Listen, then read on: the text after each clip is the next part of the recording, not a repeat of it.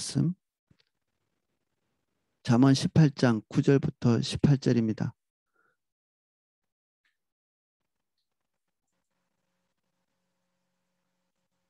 제가 어제 그 신앙훈련 페이지를 잘못 써가지고 좀 헷갈리셨을 것 같습니다. 그 제목은 제대로 쓴 것 같은데 페이지 숫자를 제가 잘못 써가지고 정정하려고 하니까 너무 많이 제가 메시지를 보내가지고 미처 그렇게 못했고, 그리고 우리 잠언 우리 같이 나누다가 빠진 것은 제가 이게 시간 봐서 다시 메꾸도록 하겠습니다. 중간에 하기로 해놓고 몇 절을 빠지고 그냥 넘어왔는데 제가 다시 어느 시점에 다시 메꿔서 빠지는 것이 없도록 하겠습니다. 오늘은 잠언 18장 9절부터 18절까지.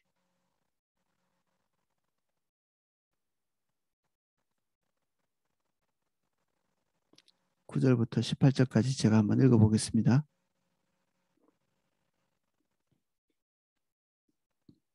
자기 일을 게을리하는 자는 패가하는 자의 형제니라. 여호와의 이름은 견고한 망대라. 의인은 그리로 달려가서 안전함을 얻느니라. 부자의 재물은 그의 견고한 성이라. 그가 높은 성벽같이 여기느니라. 사람의 마음의 교만은 멸망의 선봉이요 겸손은 존귀의 길잡이니라. 사연을 듣기 전에 대답하는 자는 미련하여 욕을 당하느니라. 사람의 심령은 그의 병을 능히 이기려니와 심령이 상하면 그것을 누가 일으키겠느냐. 명철한 자의 마음은 지식을 얻고 지혜로운 자의 귀는 지식을 구하느니라. 사람의 선물은 그의 길을 넓게 하며 또 존귀한 자 앞으로 그를 인도하느니라. 송사에서는 먼저 온 사람의 말이 바른 것 같으나 그의 상대자가 와서 밝히느니라. 제비 뽑는 것은 다툼을 그치게 하여 강한 자 사이에 해결하게 하느니라. 아멘. 한 절씩 내용을 살펴보겠습니다. 자기의 일을 게을리하는 자는 패가하는 자의 형제이니라. 자기 일을 게을리하는 자가 나오고 또 패가하는 자가 나오죠.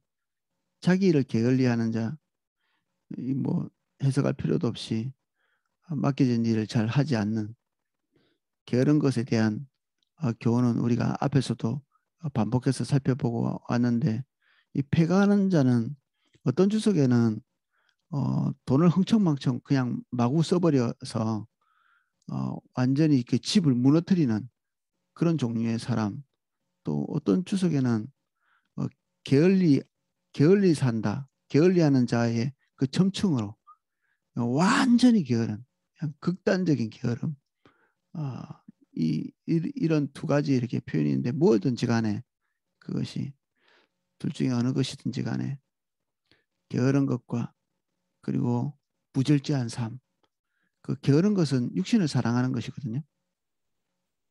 자기 육체를 사랑하는 것, 그 자기 육체는 하나님께서 자기의 일꾼으로 보내신 거죠. 우리가 이 땅에서 열매 맺는 모든 종류의 일들이 우리 육신의 수고를 통해서 일어나는 일이고, 우리는 그것을 활용해서 하나님 나라도 세워가고, 그리고 우리가 종말에 하나님 앞에 상급도 받게 되고 그렇게 될 것인데, 이 육신을 이렇게 주인 삼아서 그냥 주인이 원하는 대로 그대로 내버려 두는 것 나쁘죠.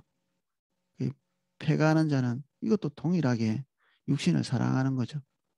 육신의 욕구, 모든 종류의 욕구들을 지금 당장 채우기 위해서 지금 가지고 있는 모든 것들을 허비하는, 이게 과도히 아껴도 가난하게 될 뿐이다. 이게 앞에 우리가 좀 보고 넘어왔던 것들인데, 여기는 그 또 하면서 가지고 있는 모든 것을 흥청망청 다 써버리는, 남은 것이 없도록 쓰는 것, 이게 미련한 그 행동이라고 이렇게 잠언은 또 다른 면에서 또 얘기하고 있거든요. 그래서 우리에게 주신 그 물질을 우리 육신이 원하는 대로 그때그때 충동적으로 써버리는 것을 주님께서 현명하게 여기시지 않는 거죠. 그 집이 무너지고 세워지는 것은 요행에 달려 있지 않고 하나님께서 우리에게 기대하시는 생각, 판단, 그리고 우리 육신을 부지런하게 놀리거나 그렇지 않거나 뭐 이런 것들에 좌우되는 것이죠.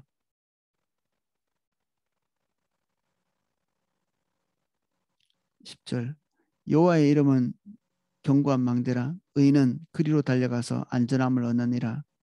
망대는 그 성에서 가장 높은 그 어떤 탑같이 생긴 전망대 같이 생긴 아, 그런 건축물이죠. 이게 벽돌을 높이 쌓아 올려 가지고 거기에 올라가면 그 지금 전쟁의 판도가 어떻게 되고 있는지를 알 수 있는 거죠. 지금 불리한지 아니면 위기에 처해 있는 건지 지금 사태가 어떻게 되는 건지 이런 것들을 살펴보기 위해서 만들어 놓은 건축물. 뭐 간단하게는 나무 막사 같은 걸 지어서 높이 올라가서 관찰할 수도 있고요. 보통 성 같은데 이제 중세 때는 벽돌로 높이 이렇게 쌓아서 그리고 제일 잘 보이는 장소 어떤 모서리 같은 이런 데다가 높이 쌓아가지고 언제 어느 때든지 전쟁의 판도를 이렇게 관찰하기 위해서 만들어 놓은 건데 여호와의 이름이 견고한 망대다. 뭐 이게 뭐 방패같이 그 물리적으로 그것들을 막아주는 것이 아니고 통찰력과 관계 있는 거죠. 통찰력. 지금 사태가 어떻게 벌어지고 있는지를 하나님께서 하나님의 안목을 우리에게 주셔서 보게 하는 것이죠. 지금 내가 어떻게 행동해야 되지? 어떻게 말해야 되지? 이 상황을 어떻게 대처해 나가야 되지? 그래서 이게 의지력의 그 자살, 그리고 지식의 자살, 판단력의 자살을 말하지 않습니다.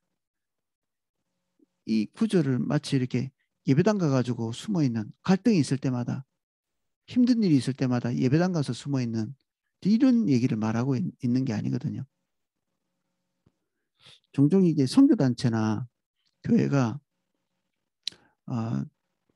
어떤 갈등이 있을 때 도피하는 도피처처럼 뭐 그런 것도 어느 정도 필요할 수도 있을 것 같습니다. 제가 볼 때는 너무 궁지에 몰려 있는 사람은 지금 잠깐의 휴식이 필요하니까 일정 기간 동안에 종종 이 포도나무 교회도 굉장히 어려움 겪은 분들이 포도나무 교회 이제 여러 허락을 받고 잠깐 며칠 정도 머물러 있고 이런 적이 있었는데 거기가 도피처가 되면 곤란하죠. 하나님께서 우리에게 주시는 통찰력을 가지고 그때그때 능동적으로 대처해 나가는 것이 그리스도인으로서 올바른 자세인데 이 여호와의 이름은 견고한 망대다. 이건 영원히 있을 곳은 아니거든요. 여기 뭐 그냥 탑입니다. 탑. 여기 올라가서 뭐 피해 가지고 뭘 하겠습니까? 우리 그 인터넷 이렇게 검색해 보시면 그 전망대가 사람이 거주하고 머물 수 있는 곳이 아니라는 것을 이렇게 아실 수 있을 겁니다.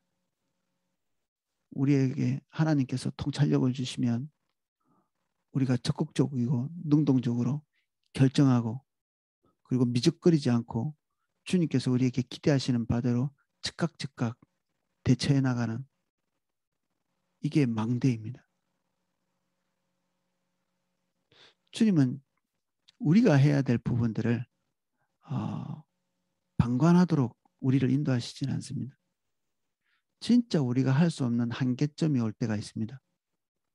그때는 주님께서 우리 뒤로 물러나도록 하시고 전쟁하게 하시죠.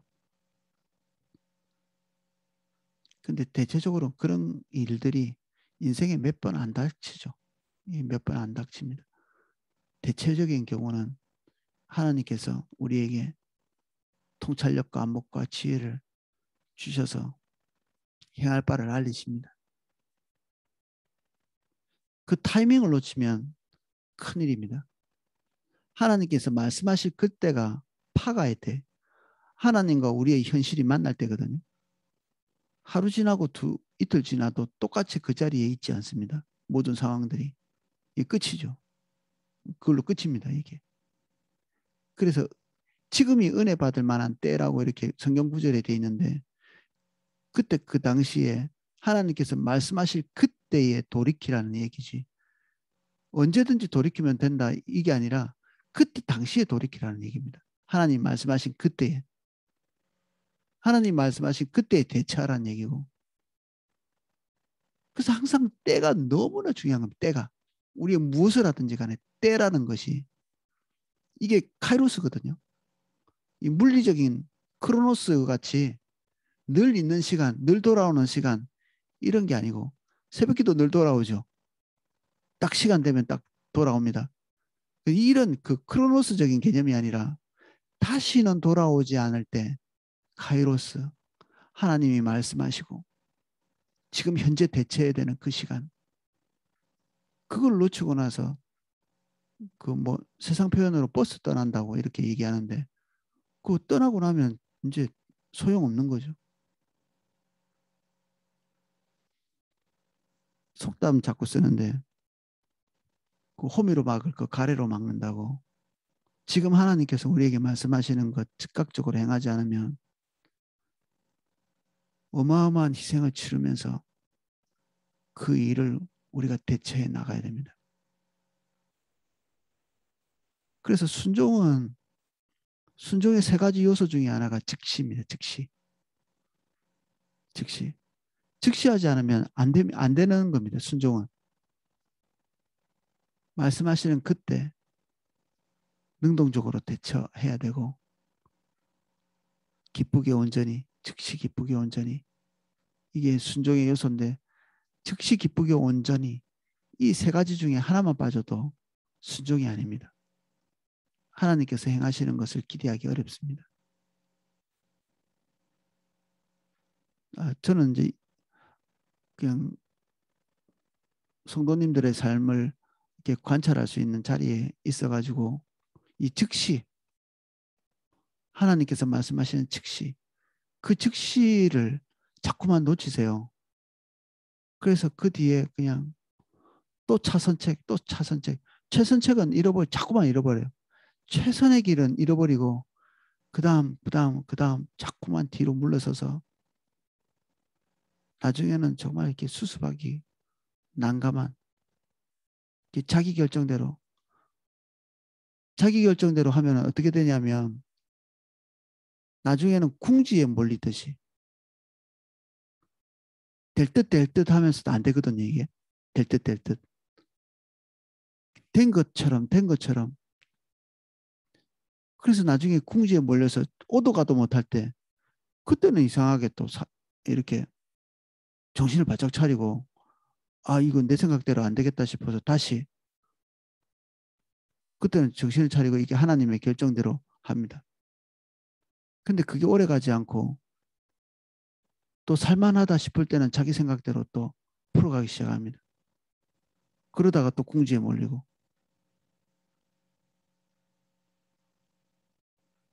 손해 막심한 거죠. 손해가 막심합니다. 순종은 이렇게 계속 누적되는 것이 일발성이 아니고 순종은 계속 매일매일 누적되는 것입니다. 이게 동행입니다. 동행이 뭐 하루반짝 이렇게 열심을 내가지고 할 수 있는 그런 게 아닙니다. 신앙훈련 비슷하죠. 하루 한 달 열심히 막 마음 먹고 불굴의 의지로 한 달 이게 아니라 완전히 젖을 때까지 우리가 매일매일 조금씩 이렇게 먹는 것이 젖어올 때까지. 그 나중에 엔조이하고 즐기고 주님과 같이 있는 것이 이렇게 너무나 선명하게 인식이 되고 신앙인에게 쓰는 목적이 그거거든요. 24시간 우리가 최소한 의식하고 있을 때 깨어있을 때라도 계속 주님을 의식하고 그리고 주님과 소통하고 이렇게 되려고 신앙훈련하는 거거든요. 저기 우리 영성 일기도 쓰고 이걸 쓰시면 이게 촉각이 그 하루 종일 어느 시점이 되면 촉각이 딱 하나님 앞에 딱 촉각이 서 있습니다. 좋은 일이죠. 감사한 일이고 어떤 사건이 발생할 때도 계속 민감하게 주님께 촉각이 서 있는 자기 자신을 발견하게 되실 것입니다. 이게 이 영성 일기의 어떤 그 유익이죠. 그 힘이고 처음에는 뭐 영성 일기 써도 잊어버리실 겁니다. 근데 조금 시간이 한 달, 두 달 쌓이면 이것이 잊어버려지지 않고 계속 되실 것입니다. 지금 오이코스 리더분들에게 제가 지체들과 함께 이 영성일기 그리고 영성훈련 한번 해보라고 요청드렸는데 꼭 해보십시오. 그 기록하는 것, 글 쓰는 것 이게 여러분에게 대단한 성과물을 가져다 줄 것입니다. 의인은 그리로 달려가서 안전함을 얻느니라. 주님께서 우리에게 기대하시고 능동적으로 이렇게 움직이기를 원하실 때 참 까다롭죠. 까다롭습니다. 이게 하는 게 쉽지 않습니다. 어떨 때는 창피하기도 하고요. 어떨 때는 진짜 이렇게까지 해야 되나 싶은 너무 디테일. 보통은 그냥 술렁술렁 넘어가던 것들을 하나님께서 말씀하시고 부각시켜 주셔서 그것들을 이렇게 해결하고 넘어가야 되는. 그런데 그걸 해결하고 넘어갈 때 주님과 다 다바크되고 밀착되고 그 우리의 삶에 우리는 알지 못합니다. 이게 이제 막힌 것을 좀 뚫는 과정이라고도 볼 수 있는데 이것을 해결하고 나서 주님 앞에 나갈 때 그제서야 우리가 하나님으로부터 어떤 막힌 것이 있다는 것을 인지하게 될 때가 있습니다. 하나님의 은혜가 막 쏟아져 들어올 때가 있거든요. 이 작은 것들을 해결할 때. 그러면 하나님의 은혜가 그전에는 없었나? 있었죠. 있었는데 막혀 있었습니다. 이 통로가. 막혀 있었는데 우리는 왜 몰랐는가? 그만큼 우리는 영적으로 무지한 거죠. 하나님의 은혜가 강같이 흘러 들어오는 것을 경험할 때야 은혜가 크게 흐르는군요. 그 은혜 평소에도 하나님께서 우리에게 부어주시고 계시는 그런 것들이었습니다. 통로가 막혀 있을 뿐이지. 하나님이 돌아가셨다가 살아나신 게 아니잖아요. 하나님이 아까워서 숨겨놨다가 주신 것이 아닙니다. 지속적으로 주고 계셨는데 우리가 뚜껑 딱 닫아놓고 안 받고 있었던 겁니다. 이거를 제거하고 나면 그제서야 마치 하나님께서 새롭게 우리에게 은혜를 주시는 것처럼 느껴지는 것입니다. 느껴지는 것. 그래서 이게 수양에 이번에 컨퍼런스 다가오죠. 이런 것들 통해서 사실은 우리가 막혔던 것을 열어놓는 것이고 하나님이 지금도 여러분들에게 부어주시고 있는 그 하나님의 임재 이런 것들을 받아들일 수 있는 준비가 되는 거죠. 우리가.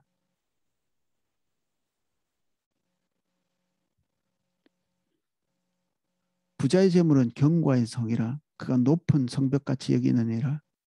부자의 재물은 견고한 성? 우와 좋겠네. 여보십시오. 여기느니라 했죠. 여기느니라. 상상하고 있는 것입니다. 여길 수 있다는 말입니까? 아닙니다. 이 부정적인 것입니다. 안 된다는 것입니다. 아까 견고한 망대라고 그랬는데 여호와 이름은 우리에게 통찰력을 줘서 이게 곤란한 상태를 벗어날 수 있도록 능동적으로 대처할 수 있는 지혜를 주시는데 통찰력을 주시는데 부자는 그 재물을 하나님처럼 기대고 어떤 상황이든지 다 막아줄 수 있을 것처럼 여기는데 오판이죠. 오판입니다. 그래서 예수님께서 비유해 드신 것처럼 정말 불어나는 재산을 감당하지 못해서 이 창고를 많이 지어가지고 거기다가 식량을 쌓아놓고 그가 딱 이런 얘기를 하거든요. 내 영혼아 이제 창고에다가 많이 쌓아놨으니까 지금부터 편안하게 살아보자. 정말 무서운 말씀을 하시는 게 그렇게 됐을 때 그렇게 하려고 이제 시도할 때 하나님께서 우리의 생명을 거두시는 비전을 이루면 이 땅에서의 삶의 가치가 없죠. 이게 끝입니다. 그걸로. 살았으나 죽었다. 일락을 사랑하는 여인은 살았으나 죽었느니라. 이게 성경이 말하고 있는 반대. 우리가 하루하루 우리가 사는 주님과 동행하는 이런 것들이 상실되면 하나님께서 우리의 생명을 데려가시지 않는다 할지라도 인생의 의미 자체는 상실되는 거죠. 인생의 의미가 상실된다. 그래도 죽는 것보다 낫네. 이렇게 생각하실 수 있나요? 하나님께서 우리의 생명을 가져가시는 것이나 우리의 삶에 의미가 사라지는 것이나 다를 바가 없습니다.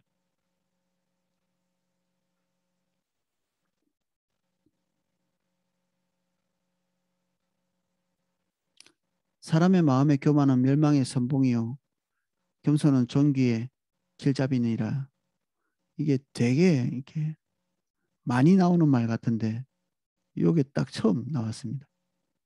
이거 우리가 하도 많이 들어가지고 이게 우리 요절같이 외워서 그런데 잘 안 나오는 말씀인데 세상에서 잘 없는 교훈이죠.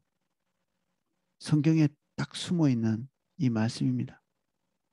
생명같이 붙으셔야 되고 교만하는 순간에 공포감을 느껴야 됩니다. 우리가.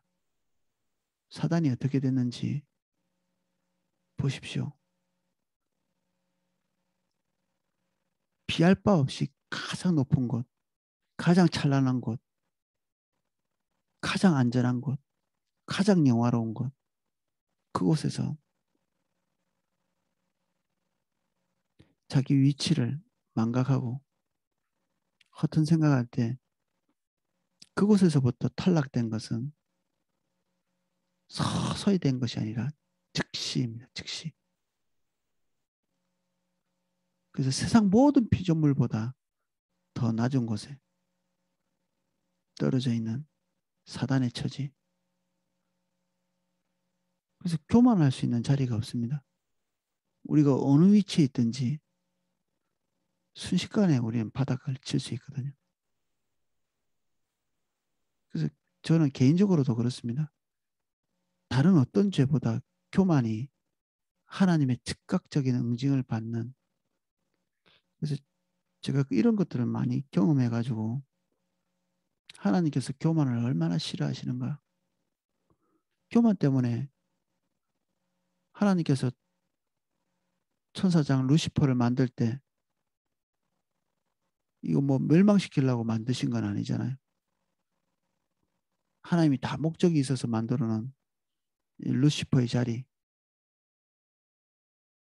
그를 영화롭게 하실 때 하나님이 사악한 의도로 만드시지 않았을 텐데 이 교만의 요소들이 들어왔을 때 무서운 징계를 내리시잖아요. 인간을 잃어버린 것도 똑같죠. 스스로 서려고 하는 교만이. 교만은 잘난 체라기보다는 자기 위치를 잘 모르는 것입니다. 피조물된 위치. 이게 굉장히 근원적인 말이죠. 잘난 척했어. 뭐 나 잘났어. 나 좀 잘해. 이런 게 아니고 모든 선한 것의 근원을 잘 모르는 것입니다. 사도 바울은 나의 나된 것은 하나님의 은혜다. 그에게 있는 모든 종류의 긍정적인 것들, 이것들을 직시하면서도 이거 없어요라고 말하지 않았습니다. 있는데 이 모든 출처가 하나님이신 것을 분명히 알았습니다. 이게 입에만 발려 있는 게 아니라 자기 뼛속에 이것이 하나님으로부터 온 것이라는 것을 절절히 알고 있는 거죠.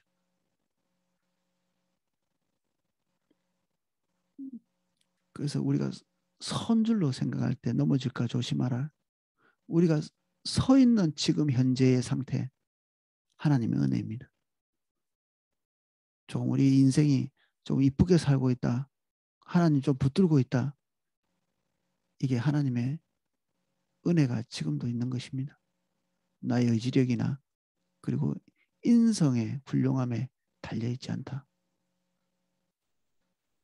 내가 좀 괜찮은 사람이 아니다 하는 것입니다.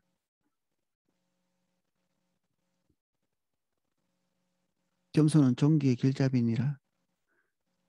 하나님께서 우리를 사울처럼 버려지기를 원하지 아니하십니다. 하나님께서 뭐라도 조금 주면 금방 그 자리를 이탈해 가지고 그냥 그거 단물 먹기에 바쁜 그냥 그 자리에 그냥 주저앉고 안주해 가지고 그런 사람에게는 폭넓은 영역을 맡길 수가 없습니다.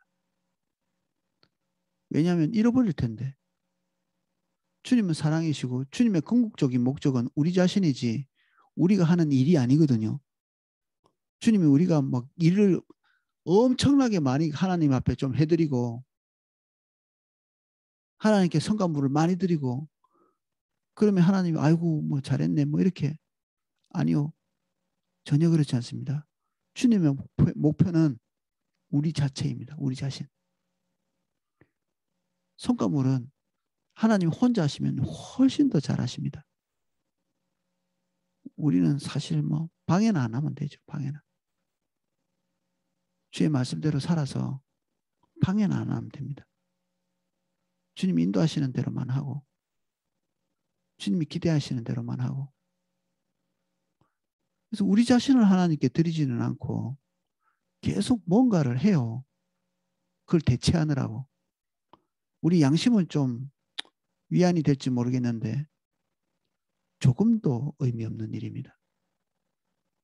하나님께서 말씀하신 그것은 제쳐놓고 그 외의 것들을 엄청나게 많이 하면서 위안 삼는 것. 쓸모없는 일입니다.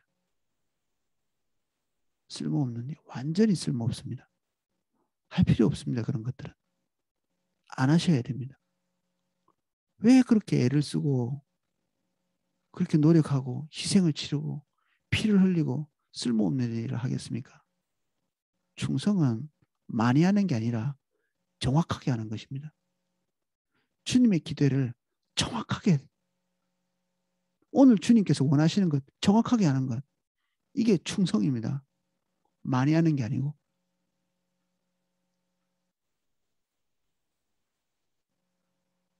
정확하게 하기 위해서 필요한 것이 무엇입니까? 주님의 기대를 아는 것입니다. 어떻게 가능합니까? 주님 발 앞에 있는 것입니다.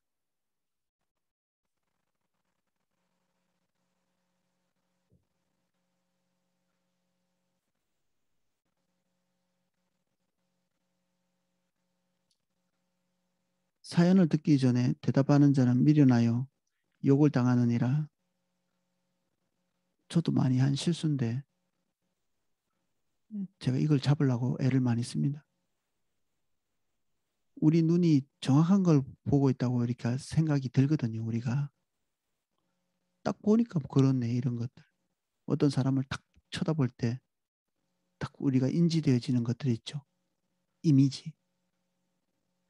한눈에 보고 딱 끼워 맞추는 것. 우리도 나름대로 인생을 좀 살아가지고 케이스들이 많이 이렇게 있거든요. 그래서 어떤 사람이 어떤 행동을 하고 이러면 우리가 과거에 경험했던 것들이 거기에 딱 맞아지면서 판단을 딱 내리죠. 근데 이게 거의 오판입니다. 오판. 맞는 게 너무 적습니다. 이게.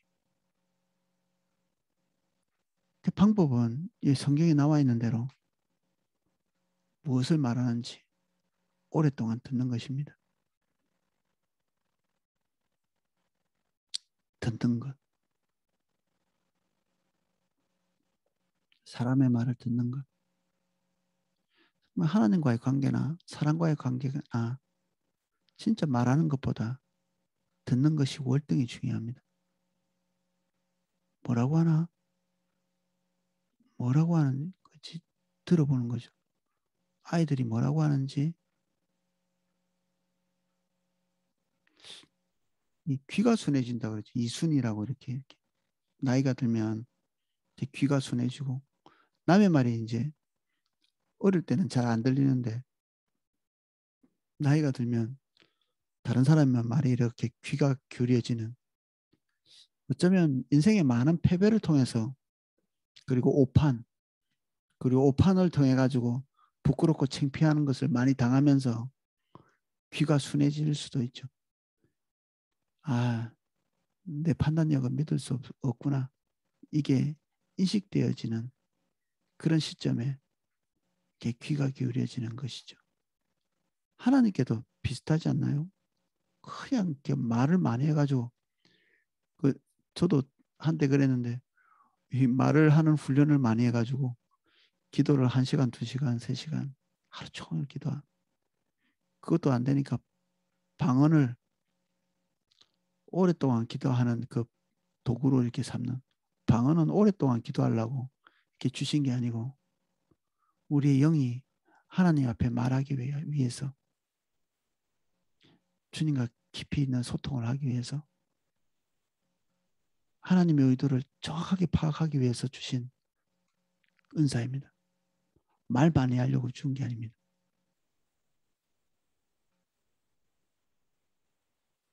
그래서 기도도 사실 말하는 것보다 듣는 게 훨씬 중요합니다. 말하고 나서 이렇게 듣는 게 아니고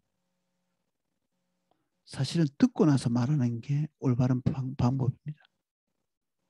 주님이 무엇을 기도하기를 원하시지 알아야 되지 않겠어요? 일단 그냥 막 쏴대고 하나님이 내 대답에 대해서 뭐라고 말씀하시나 그것에 촉각을 곤두세우는 그러면 반드시 어떤 일이 일어나느냐 하면 내가 듣고 싶은 것을 듣게 되어 있습니다. 듣고 싶은 것. 내 마음의 질문에 대한 답을 듣기를 원하거든요. 하나님께서 다른 것을 말씀하고 계시는데 우리는 그 음성을 우리가 듣고 싶은 질문에다가 이렇게 적용을 시켜버립니다. 우리가 질문 자체가 잘못됐을 수 있거든요. 기도 자체가 잘못됐을 수 있습니다. 그러면 그 질문에 대한 그 대답이 바로 적용될 수가 없죠.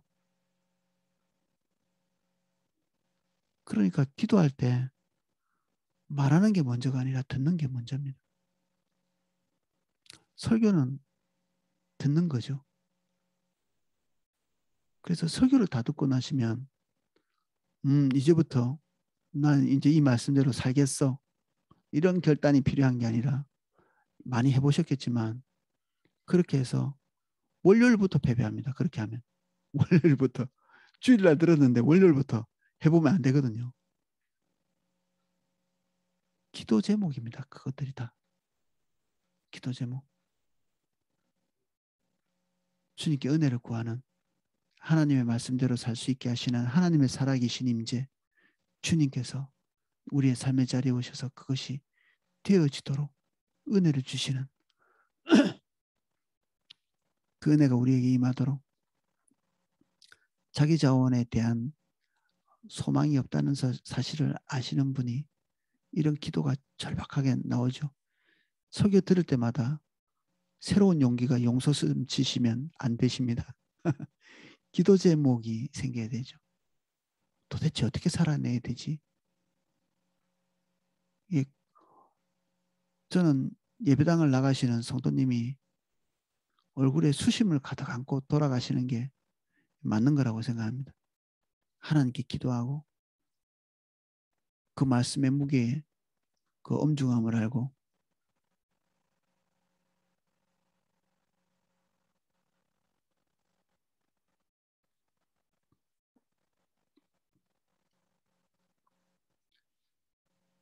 사람의 심령은 그의 병을 능히 이기려니와 심령이 상하면 그것을 누가 일으키겠느냐. 우리의 영육호는 따로가 아니라 이게 하나이다. 우리 살펴보고 넘어왔습니다. 그리고 병을 이긴다고 합니다. 우리의 마음의 심령이. 그래서 이런 것들을 훈련을 많이 하는 교회가 좀 묘하게도 치유의 역사가 많이 일어납니다. 하나님께서 치유 역사를 주셨다고도 볼 수 있고요. 이것도 맞는 말인데 사실 그 사람의 마음가짐이 병을 이기기도 합니다. 불신자 가운데서도 의지력이 강한 사람들은 병을 이겨버리거든요. 이것은 꼭 하나님이 우리에게 주신 어떤 내적인 자산이기도 하죠. 자산. 심령이, 마음의 상태, 자세, 이런 것들이 가시적인 세계에서 위력을 발휘하는 것입니다. 보이지 않는 이 내적인 세계가 보이는 세계를 지배하는 거죠. 자기 육체는 굉장히 가까운 외적 세계죠. 우리 몸이. 우리의 마음은 내적인 세계고. 그래서 이 심령이 이 외적인 세계인 육신에 영향을 미치고 때로는 부정적으로, 때로는 긍정적으로 영향을 미치죠.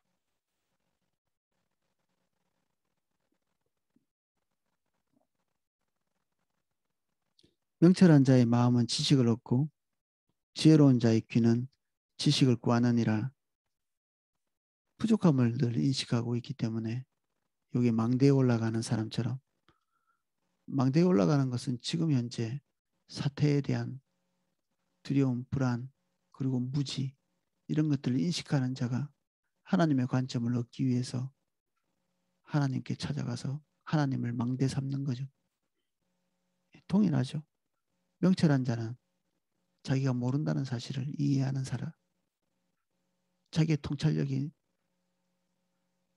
지금 현재 통찰력이 완전하지 않다는 사실을 인식하고 하나님께 새로운 지혜, 통찰력을 구하는 자, 당연히 하나님께서 주시는 지식에 창념하게 되겠죠.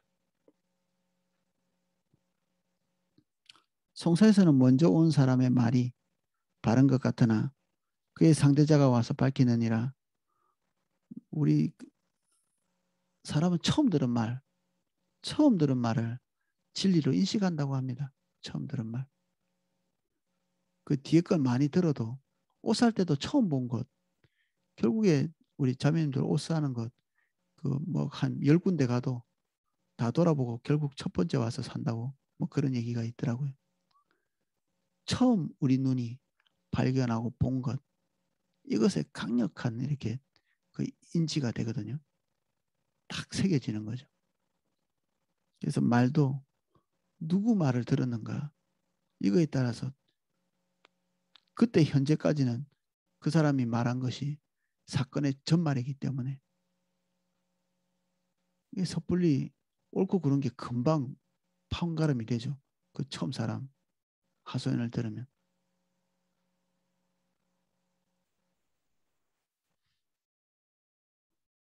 제가 여러 번 말씀드렸죠. 교회에 배우자 중에 한 명만 이렇게 와서 자기 배우자에 대한 문제점에 대해서 이렇게 막 얘기할 때 제가 처음에는 믿다가 지금은 잘 믿지 않습니다. 실제로 만나보면 그분이 말씀하신 것은 정말 절반밖에 되지 않더라고요. 그게 자기 관점에서 본 것이 거의 많고 그래서 갈수록 한 절반쯤 믿는 것 같아요. 절반쯤. 아, 그런 면이 있나 보다. 그냥 그런 면이 있나 보다.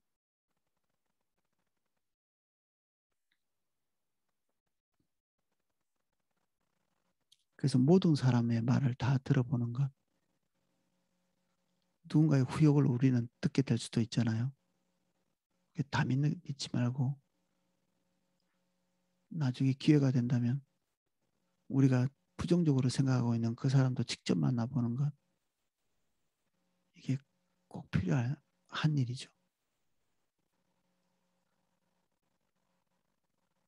후욕한 대상을 우리는 부정적으로 볼 수 있거든요. 어디서 들으면. 우리 마음에 이런 것이 방어가 제대로 안 돼 있다면 부정적인 이미지가 들어와 있는 그 사람을 직접 찾아가서 밥이라도 같이 먹고 얘기라도 같이 나누고 해보십시오. 전혀 다른 걸 볼 수 있을 겁니다. 전혀 다른 것을. 다 그 사람도 그 사람 나름대로 고충이 있고 고통이 있고 그리고 그럴 수밖에 없는 또 상황이 있고 한 템포 늦춰지게 판단은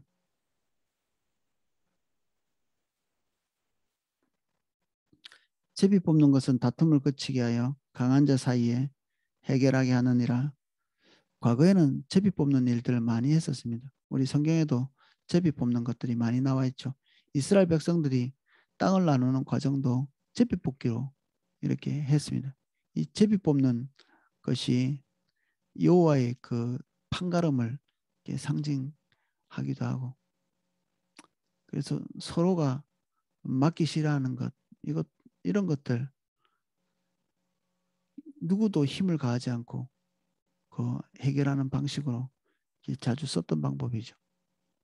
그리고 우림과 둠빔이라고 하나님의 예스와 노를 판가름할 때 우림과 둠빔을 이렇게 사용하기도 하고, 이런 것들이 판가름 났을 때 그 뒤에 자세가 중요하죠.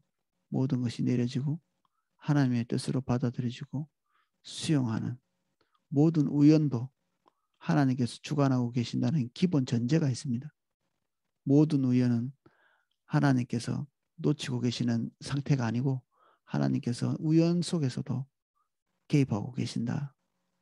이 큰 그 섭리를 이해하고 받아들일 때, 이 제비뽑기도 우리가 수용하고 받아들일 수 있는 것이죠. 오늘날에도 써볼 수 있을 것 같아요. 요즘은 잘 쓰지 않죠. 이런 것들 교회에서. 예, 써볼 수 있을 것 같아요. 오늘은 여기까지 살펴보겠습니다. 기도하겠습니다.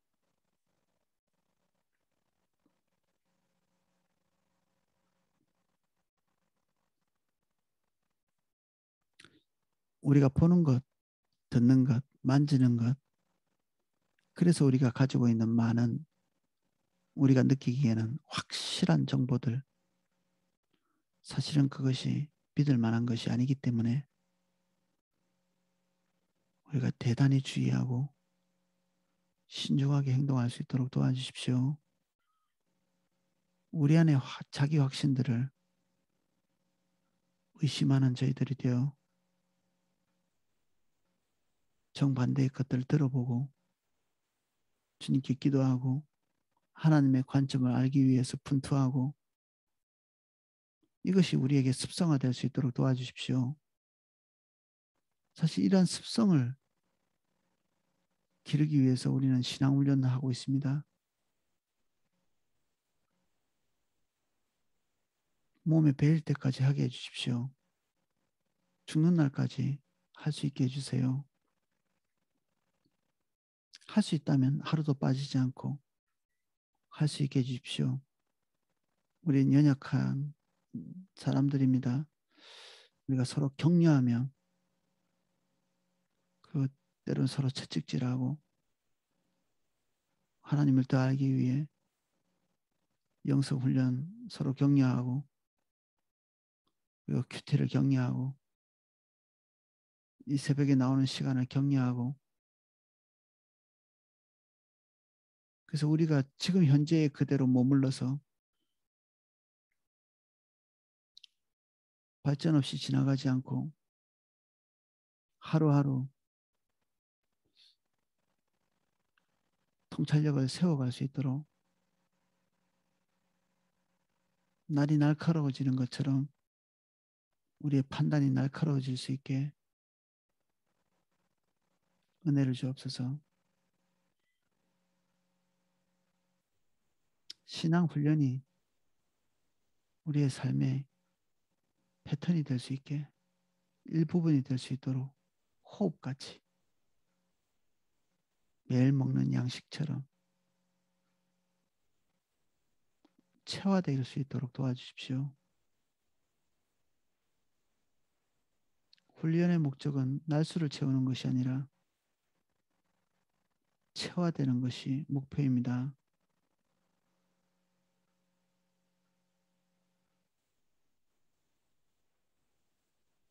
우리의 뼛속에 녹아지는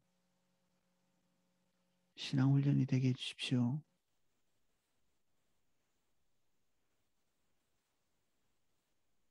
예수님 이름으로 기도합니다. 아멘. 예, 제가 큐티하고 기도하실 수 있도록